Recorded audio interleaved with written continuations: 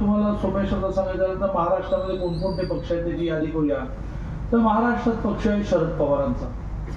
तुम्ही म्हणतानाच म्हटलं की शरद पवारांचा.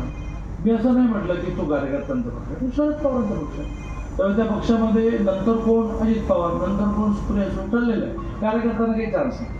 नंतर मग आता रोहित पवार, तर आणखी कोण कोण बोलत असतील. त्यामुळे त्या एका शरद पवारांनी पक्ष चालवायचा. मग दुसरा पक्ष कोण? शिवसेना, बाळासाहेब ठाकरे, स्वर्गीय बाळासाहेब ठाकरे.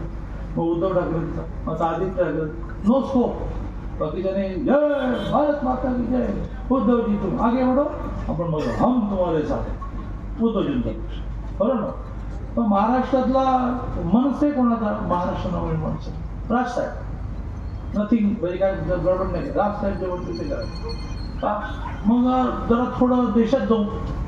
मग देशामधला मुलायम सिंग यादवांचा पक्ष कोणाचा? मुलायम सिंग यादवांचा. मुलायम सिंग यादव अखिलेश यादव.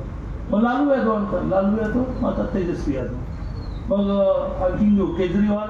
केजरीवाल म्हणजे त्याची बायको. भारतीय जनता पार्टी कोणाचा? तर कोणाचा?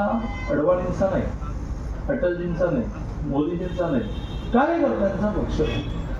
एक एक नेता आला, त्यांनी नेतृत्व दिलं, देशाचं समाजाचं काम केलं. काळाचे पडदा निघून गेले, अटलजी गेले.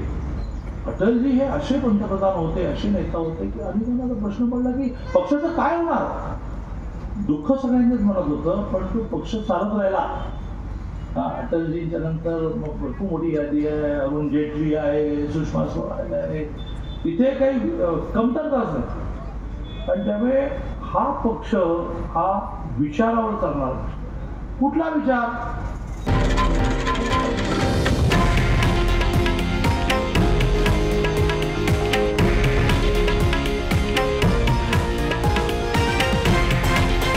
हे आहे देशातील नंबर 1 न्यूज नेटवर्क आणि आपण पाहत आहात TV9 मराठी, एकमेव.